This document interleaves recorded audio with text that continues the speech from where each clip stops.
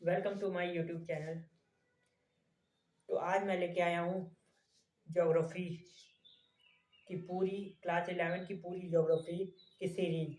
तो इस सीरीज में आपको ज्योग्राफी के सारे चैप्टर मिलेंगे। उसके लिए आपके पास ये बुक होनी चाहिए। ये बुक 11th की क्लास 11th की, ये फंडामेंटल ऑफ फिजिकल ज्योग्राफी, ये बुक आपके पास होनी चाहिए। तभी हम शुरू करेंगे। तो चलिए शुरू करते हैं। जय गणेश। और मेरा टेलीग्राम चैनल भी है, तो आपको इसकी पीडीएफ भी उसी टेलीग्राम चैनल पे मिल जाएगी। और देखिए, मेरे पास कोई बोर्ड नहीं है, ना मैं थंबनेल में मैं एक अकेला मैं सिर्फ पढ़ाऊँगा और अपलोड करूँगा। मेरी कोई टीम नहीं है कि आपको थंबनेल अच्छी वाली मिले। आपको अगर मेरा पढ़ाया हुआ, मेरी पर्सनैलिटी, मेरी आवाज़, आप मतलब मेरी आवाज़, मेरा समझाना, मैं जो पढ़ा रहा हूँ आपको समझ में आ रहा है, तो उसको प्रमोट करिए ताकि और भी लोग फ्री एजुकेशन पा सकें। क्योंकि सोशल मीडिया या ये जो फ़ोन टेक्नोलॉजी है, ये मोबाइल फ़ोन, इसका यूज़ अगर पढ़ने के लिए हो रहा है, अच्छे कामों के लिए हो रहा है, ऐसे फालतू में जो रील्स स्क्रॉल करना, ये सब नहीं होना चाहिए। ठीक है, समझ में रहे हैं? तो मैं जो पढ़ा रहा हूँ आप ध्यान दीजिए। तो आइए शुरू करते हैं।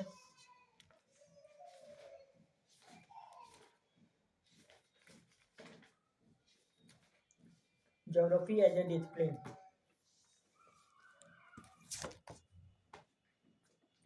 ज्योग्राफी एज ए डिसिप्लिन मतलब अभी तक क्या था, क्लास 10 तक हम ज्योग्राफी को सोशल साइंस के एक पार्ट की तरफ पढ़ रहे थे। मतलब geography is a part of social science, social study, जिसमें हिस्ट्री, पॉलिटी, इकोनॉमी और ज्योग्राफी, ये अलग अलग पार्ट करके मतलब सोशल साइंस पूरा एक ही में कंपैक्ट पढ़ते क्लास 8 तक। फिर 9th में तो अलग हो गए, लेकिन फिर भी हम सोशल साइंस करके मतलब सोशल साइंस के पार्ट के रूप में ही पढ़ते थे। तो उतना लोग फोकस नहीं करते थे, लेकिन अब इसका स्कोप बहुत बड़ा हो गया है। आर्ट सब्जेक्ट का यानी कि ह्यूमैनिटीज, इसका नाम चेंज हो गया है। तो इसका स्कोप बहुत बड़ा हो गया है। उसी के साथ ये जो सब्जेक्ट है, सोशल साइंस के जितने भी सब्जेक्ट हैं, हिस्ट्री, पॉलिटी, इकोनॉमी, ज्योग्राफी, इन सब का स्कोप बहुत बड़ा हो गया है। अब इन सब का जो स्कोप है वो एकदम वास्ट लेवल पे हो गया है। सिर्फ हिस्ट्री में मतलब ये नहीं है कि रट्टा मारे एग्जाम में लिख के आ गए, ये नहीं है कि यहाँ याद कर लिए तो अब एग्जाम में as it is answer copy करके।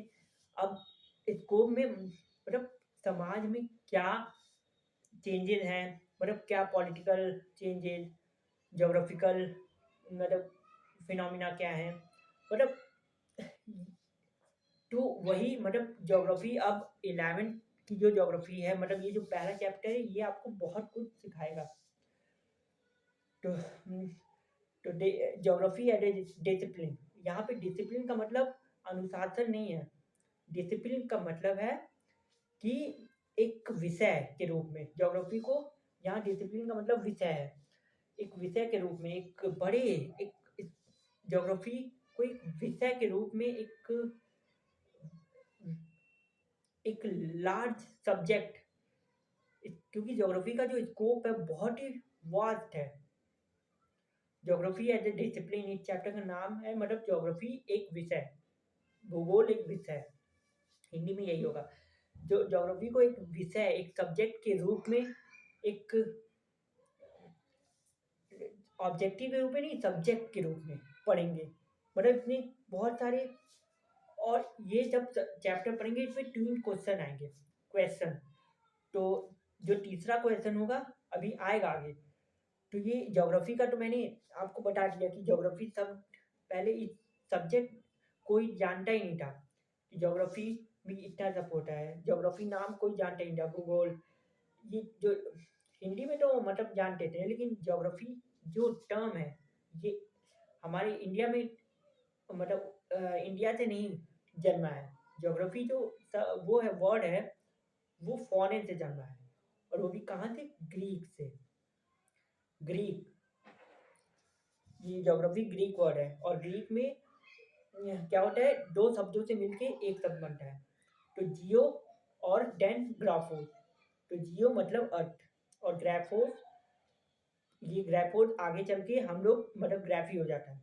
ग्राफोस यानी स्टडी, डिस्क्रिप्शन। तो यानी कि अर्थ की स्टडी, अर्थ का विवरण, the study of earth is called geography. तो ये तो बहुत छोटी डेफिनेशन है, ये बच्चों वाली है। ये तो ज्योग्राफी एज ए डिसिप्लिन, तो the study of earth, the study of earth is called geography. Geography is the description of the अर्थ। इतना हमने पढ़ा था, ये छोटी क्लास मतलब छोटे बच्चों की मतलब छोटे बच्चों की डेफिनेशन है। अब इसमें एक चीज और ऐड है। ज्योग्राफी को कौन पढ़ रहा है? हम इंसान पढ़ रहे हैं। ज्योग्राफी में जो भी फिनोमिना, जो भी कुछ हम देख रहे हैं नेचर में, क्या क्या फिनोमिना हो रहे हैं, पहाड़ कैसे बन रहे हैं, ये लैंडस्लाइड, मतलब जितने भी डिजास्टर हैं नेचुरल, पहाड़, डेजर्ट, ये सब हम अपनी आंखों से देख रहे हैं। मतलब कौन देख रहा है? इंसान, ह्यूमन बीइंग। ह्यूमन बीइंग सब कुछ देख रहा है। हमारे चारों ओर देखेंगे तो इन्वायरमेंट है, पेड़, आसमान, मतलब जो भी हमारे सराउंडिंग जो भी हैं। मैं जैसे मेरी मेरी सराउंडिंग क्या है? ये रूम है, ये रूम है, फैन, कॉपी टेबल, मिरर। तो ये सब कुछ मेरे सराउंडिंग है, ये सब कुछ मेरे सराउंडिंग है। तो अब आप देखिए, ये जो फंडामेंटल ऑफ फिजिकल ज्योग्राफी, ये जो बुक है क्लास 11 की, इसमें आपको ये जो पहला चैप्टर, ये ज्योग्राफी में क्या पढ़ना है, कैसे पढ़ना है और क्यों पढ़ना है, ये 3 क्वेश्चन है। ये और सबसे महत्वपूर्ण है ये वाई वाला, कि ज्योग्राफी में क्यों पढ़ना है, वाई। ज्योग्राफी में वाई सबसे इम्पोर्टेंट है, कि यहाँ ये पहाड़ यहीं क्यों है, ये नदी यहीं क्यों है। अब हिमालय है हमारे नॉर्थ में, बताइए, तो हिमालय वहीं पे क्यों बने, तो वहीं पे क्यों बने, क्यों आया ना, वाई। तो ज्योग्राफी में वाई सबसे इम्पोर्टेंट है, कि ये नदी यहीं क्यों है, ये समुद्र, ये कॉन्टिनेंट, ये प्लेट, मतलब ये डेजर्ट, मतलब हाँ रेगिस्तान, यहीं पे क्यों है, मतलब सब कुछ पढ़ेंगे ज्योग्राफी में हम। ऑल अबाउट सब कुछ पढ़ेंगे। तो ज्योग्राफी के जो फादर कहे जाते हैं, फादर ऑफ ज्योग्राफी, इरास्टोथिनिस। इरास्टोथिनिस नाम थोड़ा वो है क्योंकि ये फॉरेन वाला ग्रीक नेम है। तो इरास्टोथिनिस ग्रीक स्कॉलर थे, इन्होंने ही ज्योग्राफी टर्म को कॉइन किया था लगभग 544 अप्रॉक्सीमेटली, यही था 544 में। तो अब ये बात बताते हैं कि ज्योग्राफी, जो हम इंसान, हम ह्यूमन बीइंग ज्योग्राफी के पढ़ रहे हैं। ज्योग्राफी कौन पढ़ रहा है? हम आप ज्योग्राफी को पढ़ रहे हैं। क्लियर? तो हम ह्यूमन बीइंग ज्योग्राफी को पढ़ रहे हैं, तो हम अपनी तरीके से पढ़ेंगे। तो ज्योग्राफी में हम अभी तो ये फिजिकल एस्पेक्ट पढ़ रहे हैं, फिर क्लास 12 में आप पढ़ेंगे ह्यूमन ज्योग्राफी। ह्यूमन ज्योग्राफी यानी कि सिर्फ ह्यूमन ज्योग्राफी नहीं, क्लास 12 में आप इन दोनों का रिलेशनशिप पढ़ेंगे, कि नेचर और ह्यूमन बीइंग, यानी फिजिकल ज्योग्राफी और ह्यूमन ज्योग्राफी आपस में, यानी कि जो ज्योग्राफी सब्जेक्ट है वो डील करता है डुअलिज्म से। डाइकोटॉमी, डाइकोटॉमी ये थोड़े टेक्निकल वर्ड है। डुअलिज्म शो करता है। ज्योग्राफी जो सब्जेक्ट है, एज ए सब्जेक्ट वो किससे डील करता है? डुअलिज्म। डुअलिज्म मतलब दो, जिसके दो पहलू हों, दो एस्पेक्ट हो। मतलब एक तरफ फिजिकल यानी नेचर की बात है, वहाँ mountain, terrain, plateau, plate, plain और डेजर्ट, जो भी है ये सब नेचर का पार्ट है, फिजिकल ज्योग्राफी के एलिमेंट। और ह्यूमन, एक तरफ ह्यूमन ज्योग्राफी यानी एक तरफ पॉपुलेशन हम पढ़ते हैं। अब इंसान है तो इंसान पॉपुलेशन ही तो इस धरती पे रह के पॉपुलेशन ही तो बढ़ा रहा है। तो पॉपुलेशन और उसके बाद पॉपुलेशन हो गया, तो अब सेटलमेंट, इंसान कहाँ रह रहा है? घरों में रह रहा है, तो उनके सेटलमेंट कैसे हैं? सेटलमेंट भी कई प्रकार के हैं। जो लोग पहाड़ में रहते हैं, पहाड़ी इलाकों में, उनका सेटलमेंट अलग, मतलब सेटलमेंट और इकोनॉमी। तो ज्योग्राफी सारे सब्जेक्ट के साथ इंटरलिंक्ड भी है, इंटरडिसिप्लिनरी। तो अब थोड़ा हम किताब की भाषा बोले, geography as a discipline. Why should we study geography? पहला क्वेश्चन है, why should we study geography? पहला क्वेश्चन तो यही है कि हम ज्योग्राफी को क्यों पढ़ते हैं। Why should we study geography? तो ज्योग्राफी क्यों पढ़ते हैं मैं बताता हूँ। ज्योग्राफी हम इसलिए पढ़ते हैं ताकि हम अपनी सराउंडिंग, जो भी हमारे चारों ओर जो भी फिनोमिना हो रहे हैं, जो कुछ भी हम अपनी आंखों से ह्यूमन बीइंग अपनी आंखों से सब कुछ देख रहा है कि पहाड़, मतलब ह्यूमन बीइंग का जब से इवोल्यूशन हुआ है तब से वो देख रहा है इन्वायरमेंट में बारिश कैसे आती है, मतलब मीटियोलॉजी, ये सब। अब तो इंसानों ने मौसम को भी प्रिडिक्ट करना चालू कर दिया है। वो आपके फ़ोन में आती है ना नोटिफिकेशन, यहाँ आज धूप रहेगी, कल धूप रहेगी वगैरह, कल बारिश होगी, कल इतना टेम्परेचर रहेगा, मतलब जो भी होता है पहले से ही प्रिडिक्ट होके आपके फ़ोन में नोटिफिकेशन आ जाती है, वेदर फोरकास्ट। तो इंसानों, ह्यूमन बीइंग इतने वो हैं,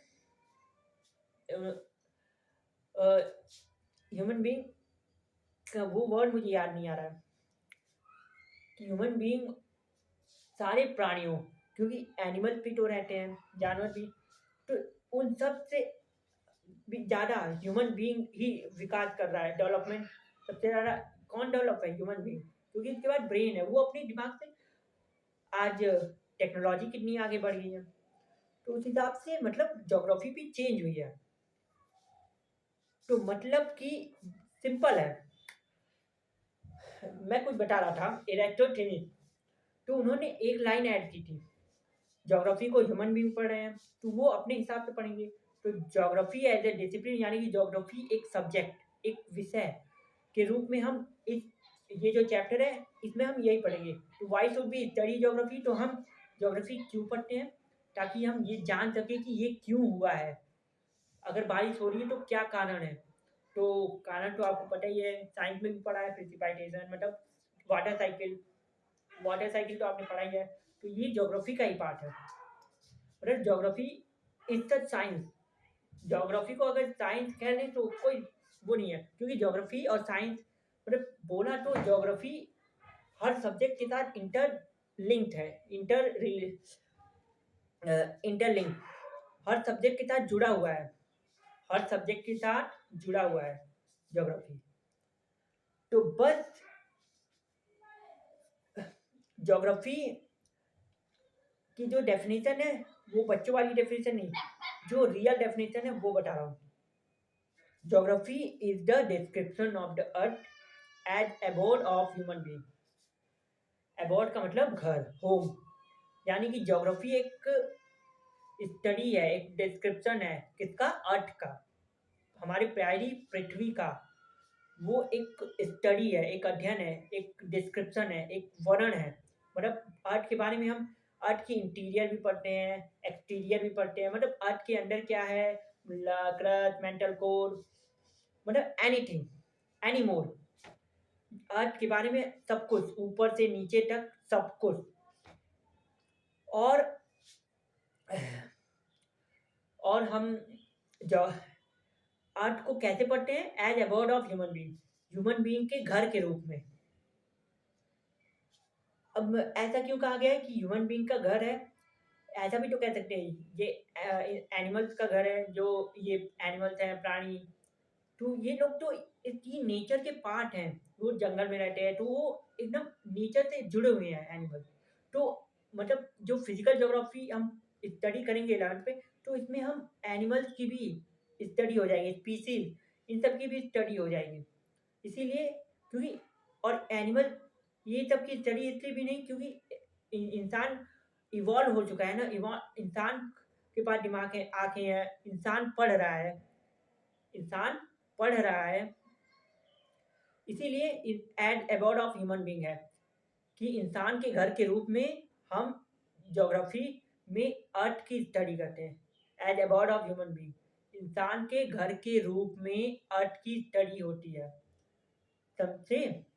geography is the study of earth as about of human being. मैंने ये 3-4 बार ये डेफिनेशन बोली है। तो नोट्स जब बनाया तो सबसे पहले ज्योग्राफी टर्म को कॉइन किसने किया? एरिस्टोटेल, लगभग 544 बीसी। आप देख लीजिएगा, आपके पास तो फोन में गूगल कर लीजिएगा कि कब हुआ था लगभग। एरिस्टोटेनिस ने ये ज्योग्राफी टर्म को, इनको फादर ऑफ ज्योग्राफी भी कहते हैं। और फिर ज्योग्राफी की डेफिनेशन ऐसे ही, geography is the study of earth as about of human being. तो ये तो हो गई डेफिनेशन। ज्योग्राफी क्यों पढ़ते हैं, व्हाई शुड वी स्टडी, तो इसका भी हमने बता दिया कि हम कहाँ रहते हैं। We live in surface, we live in surface of the earth के सरफेस पे रहते हैं। अर्थ के सरफेस पे सब कुछ है, हमारे सराउंडिंग जो भी फिनोमिना हो रहा है उन्हें हमें जानना है कि वो क्यों हो रहा है, कैसे हो रहा है और क्यों,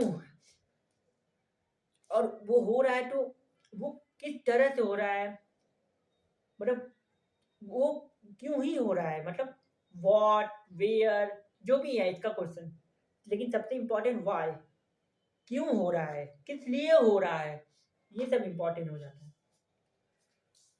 मेरे पास अगर व्हाइट बोर्ड होता तो आपको पढ़ाता, मेरे पास व्हाइट बोर्ड नहीं है ना, इसीलिए आप मेरी आवाज़ कब तक आप सुन रहे हैं। अगर व्हाइट बोर्ड रहता तो अभी मैं लिख देता सब कुछ। व्हाइट बोर्ड के लिए पैसे चाहिए और इसीलिए तो मैं ऐसे पढ़ा रहा हूँ ताकि आप मेरी आवाज़ सुने। अगर आपको ये सब समझ में आ रहा है तो वेल एंड गुड, नहीं तो मैं कुछ ना कुछ करके व्हाइट बोर्ड तो ला ही दूंगा, चिंता मत करिए। व्हाइट बोर्ड इसी रूम में पढ़ाऊंगा और व्हाइट बोर्ड यहीं पे होगा, व्हाइट बोर्ड यहीं पे होगा। तो आगे पढ़ते हैं। तो why should we study geography, geography हम क्यों पढ़ते हैं, ये हो गया। अब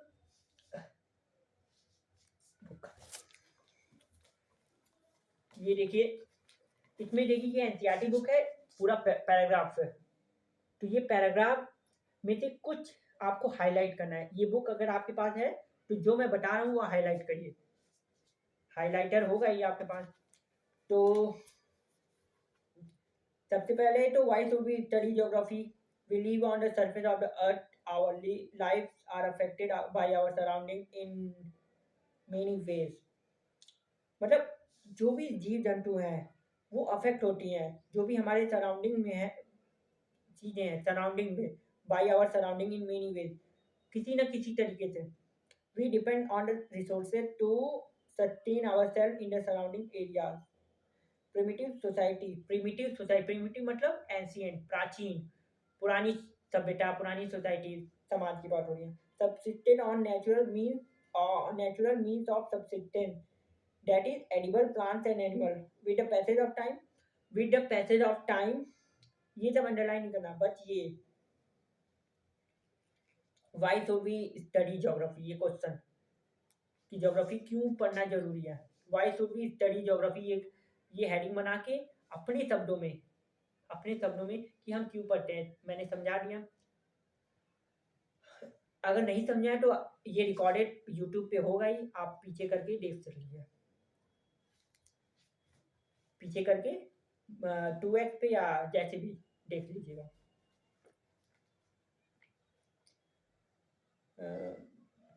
व्हाट इज ज्योग्राफी, ये तो हो गया है। Geography is the description of the earth as a part of human being.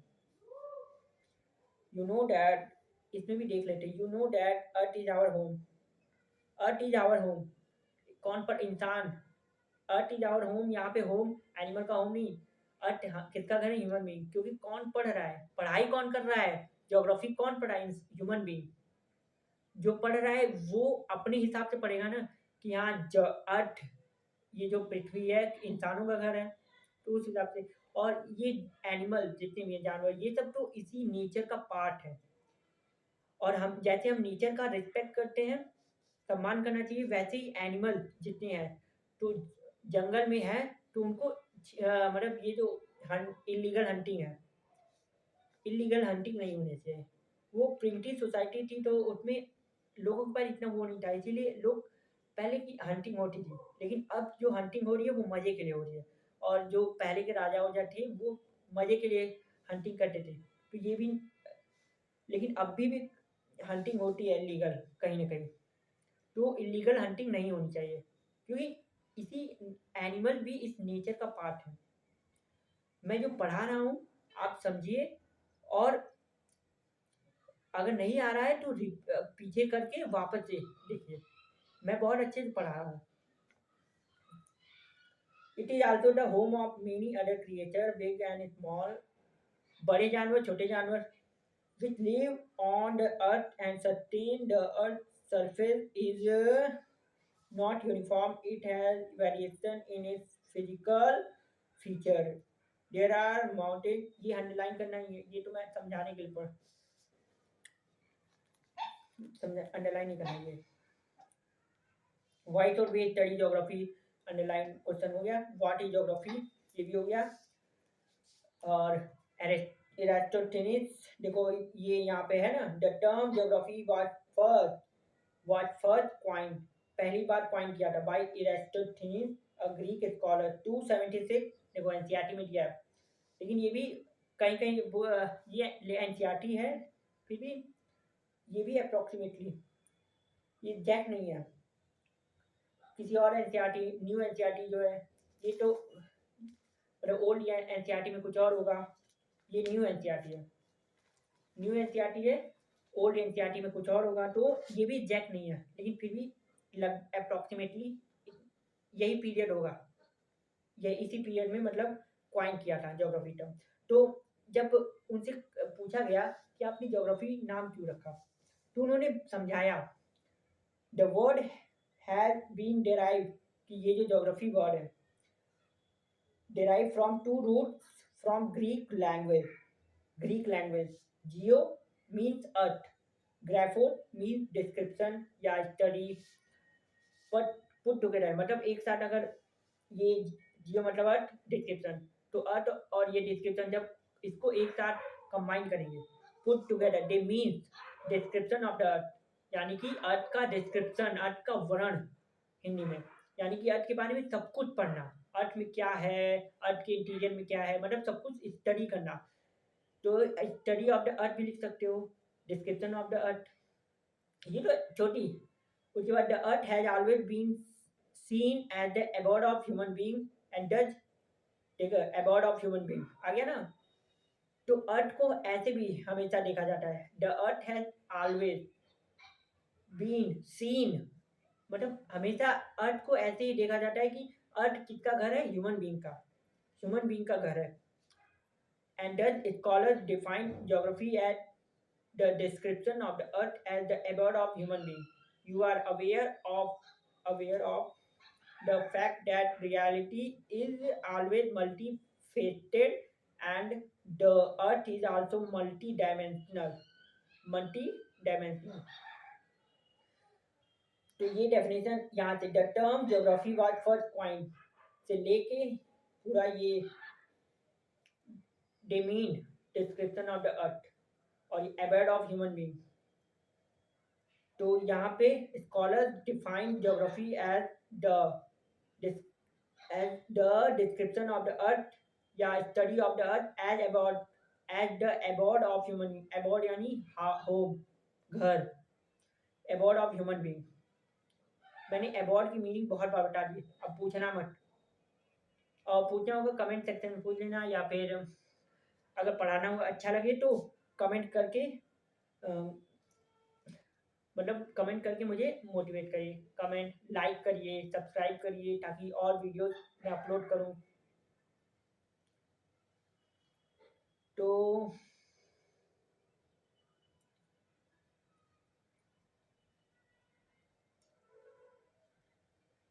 ये हो गया, यहाँ तक अंडरलाइन करिए, नोट्स में लिख लीजिएगा the description of the earth या study of the earth, description भी और स्टडी कोई भी लिख लीजिए, दोनों में से एक ही मतलब है। Description of the earth as the abode of human being, ये हो गया। अब पूरी बुक नहीं पढ़ूंगा। फिर geography as the study of areal differentiation. अब यहाँ पे एरियल डिफरेंशिएशन का मतलब है ये है कि एरिया वाइज अलग अलग एरिया, इंडिया में ही ले लो, उत्तर प्रदेश यानी कि नॉर्थ इंडिया में कुछ और जोग्राफिकल वो होंगे फिनोमिना, साउथ इंडिया में कुछ और, मतलब राजस्थान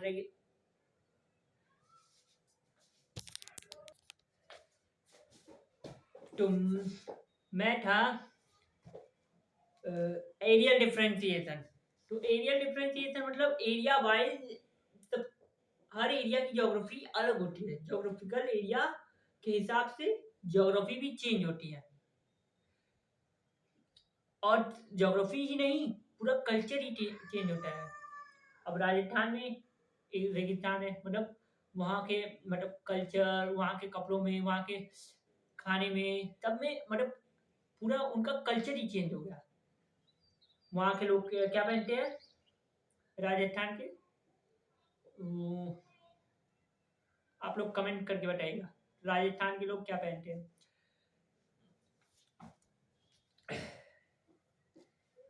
मुझे पता है, लेकिन मैं जानना चाहता हूँ कि आप लोगों को पता है कि नहीं। Then geography was perceived to study all those phenomena which vary over space. Geographers do not study only the variation. Do not study only the variation in the phenomena over the earth surface. मतलब earth surface पे जितने भी अर्थ के सतह पे, अर्थ के surface पे जितने भी फिनोमिना हो रहे हैं, जितने भी फिनोमिना हो रहे हैं, उन सब फिनोमिना ओवर द अर्थ, अर्थ के ऊपर, मतलब पूरे अर्थ पे, कहीं भी वर्ल्ड पे, कहीं भी जितने भी फिनोमिना हो रहे हैं, वो सब ज्योग्राफी की स्टडी में आते हैं। वो सब मतलब ज्योग्राफी में ही पढ़ा जाता है कि यहाँ कहीं यूरेशियन प्लेट कैनेडियन प्लेट से टकरा गई या इंडियन प्लेट से टकरा गई, मतलब जो भी कहीं भी जियोग्राफिकल फिनोमिना हो रहे हैं तो वो ज्योग्राफी में ही स्टडी होंगे। इसका मतलब यही है, मतलब geography was perceived to study all those phenomena। Perceive मतलब कि ज्योग्राफी परसीव करती है, टू स्टडी अध्ययन करने को, all those phenomena which very over space. ये जो इंग्लिश होती है ना, शब्दों का हेर फेर होता है बस। तो ज्योग्राफी परसीव करती है टू स्टडी, क्या परसीव करती है, स्टडी करने को। क्या स्टडी करने को, तो what perceive to study all those phenomena, all those phenomena क्या करती है, ऑल मतलब सभी प्रकार के, जितने भी वर्ल्ड में, ऑल दोज जितने भी पूरे अर्थ पे, ओवर द अर्थ सरफेस बोला है ना, तो पूरे अर्थ पे कहीं भी कोई भी फिनोमिना, कोई भी मतलब ऑल लिखा है ना, ऑल दो फिनोमिना को स्टडी करने के लिए परसीव करती है, मतलब प्रोत्साहित करती है। हिंदी में यही होगा, मतलब ज्योग्राफी परसीव करती है टू स्टडी ऑल दो phenomena over the earth surface, over the earth surface. For example, या एग्जाम्पल जैसे क्रॉपिंग पैटर्न डिफर होते हैं, अलग रीजन टू रीजन डिफरेंट होते हैं ना क्रॉपिंग पैटर्न, कि विंटर में क्या बोए जाते हैं, ठंडी में चावल। तो क्रॉपिंग पैटर्न भी अलग होते हैं, रीजन टू रीजन वेरी करते हैं।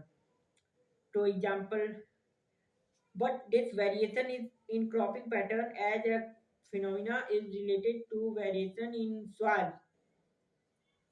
लेकिन जो ये जो वेरिएशन है क्रॉपिंग पैटर्न में, ये as a phenomena related to variation in soil, soil मतलब कि सॉइल में कितना वो है, उस सॉइल मिट्टी में कितनी नमी है, उस हिसाब से वेरी करेगा, वेरिएशन होगा।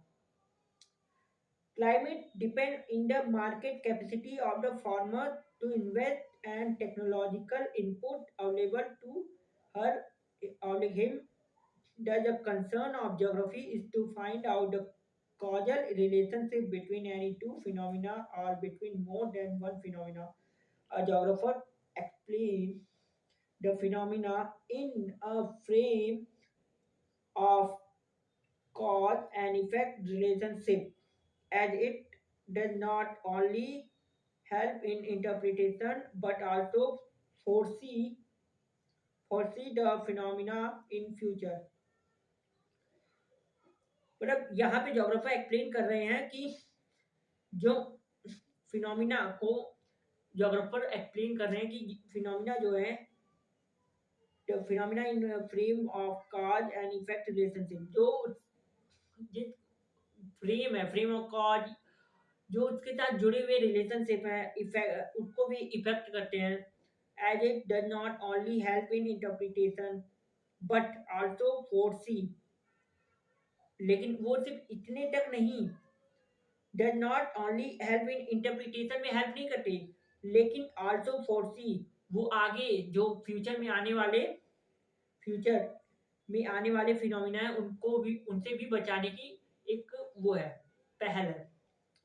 The geographical phenomena, both the physical and human, are not static but highly dynamic. अब geographical phenomena, ये जो physical human है, ये दोनों static नहीं है, dynamic है, highly dynamic. Geography is concerned with the study of nature and human interaction as an integrated whole.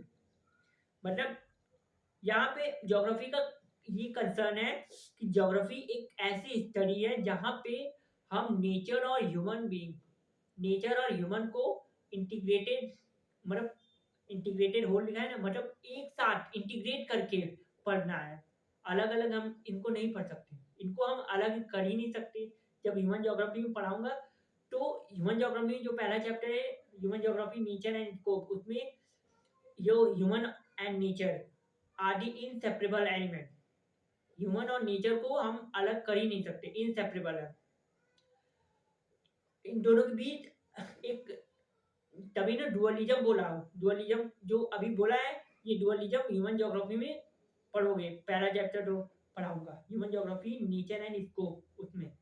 लेकिन अभी ये ज्योग्राफी एज ए डिसिप्लिन, मतलब ये ज्योग्राफी क्यों पढ़ी जाती है, किस लिए पढ़ी जाती है, और ज्योग्राफी पढ़ने का स्कोप क्या है, ज्योग्राफी में स्कोप क्या है, वो पढ़ रहे हैं। ज्योग्राफी एक सब्जेक्ट के रूप में क्या है वो हम पढ़ रहे हैं। एज ए डिसिप्लिन है ना, तो डिसिप्लिन यानी कि एक विषय के रूप में ज्योग्राफी क्या है। अभी तक ज्योग्राफी सोशल स्टडी का पार्ट थी, जो geography the part of social study, बस 10 तक ये था। लेकिन अभी 11th में ये ज्योग्राफी जो पहला चैप्टर ही है 11th पे है, ये ज्योग्राफी का एक वास्ट फील्ड, ज्योग्राफी का एक वास्ट फील्ड है जो अलग अलग सब्जेक्ट के साथ कनेक्शन है, बिल्ड करता है। कनेक्शन बिल्ड क्या करता है, ज्योग्राफी हर सब्जेक्ट, जितने भी सब्जेक्ट हैं, साइंस हो गया, सोशियोलॉजी, पॉलिटिकल, पॉपुलेशन, ये पॉपुलेशन